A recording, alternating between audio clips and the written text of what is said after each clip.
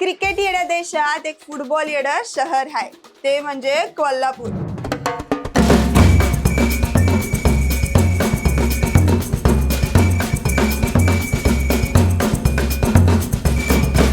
Brazil, Argentina, Portugal हे देश फुटबॉलसाठी प्रसिद्ध असतीलच, पण कोल्हापूरमध्ये फुटबॉल हा फक्त खेळला जात नाही, तो जगला जातोय। फिफा वर्ल्ड कप आला की संपूर्ण शहराचं रूपच पालटतंय।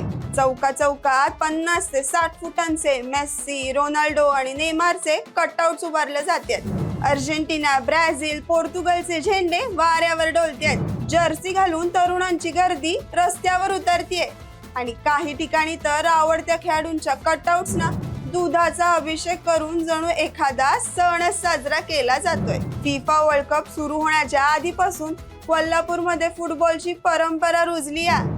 राजश्री छत्रपती शाहू महाराज आणि पुढे राजाराम महाराजांच्या काळात फुटबॉलला राजश्रय मिळालाय। 1928 मध्ये स्थापन झालेला जामदार क्लब हा भारतातील सर्वात जुन्या व्यावसायिक फुटबॉल क्लब पैकी एक मानला जातोय।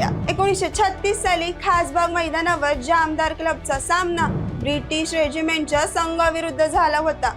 त्या काळात ब्रिटिश संघाविरुद्ध खेळणं हीच खूप मोठी गोष्ट होती, पण कोल्हापूरच्या खेळाडूंनी त्यांना मोठी झुंज देत सामना 1-1 करून ड्रॉ केलाय।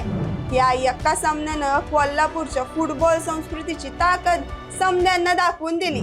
आज बी शहरात 120 पेक्षा जास्त फुटबॉल क्लब्स आहेत। शिवाजी तरुण मंडळ, दिलबहार तालीम आणि अशा अनेक संस्थांनी ही परंपरा जिवंत ठेवली आहे। म्हणूनच फिफा वर्ल्ड कप हा इथं फक्त एक साधा वर्ल्ड कप नसतोय, तर एक सण असतोय, जिथं प्रत्येक गली एका संघाच्या रंगात रंगते, प्रत्येक चौकात फुटबॉलची चर्चा रंगते आणि प्रत्येक कोल्हापूरकर मनापासून आपल्या आवडत्या संघासाठी जगतोय। म्हणूनच भावांनो, कोल्हापूरमध्ये फुटबॉल पाहिला जात नाही, तर तो जगला जातोय। अशा अजून अनेक स्टोरीज आम्ही तुमच्यापर्यंत पोहोचवणार आहोत। म्हणूनच मराठी मूडखेळला फॉलो करा। चला खेळूया।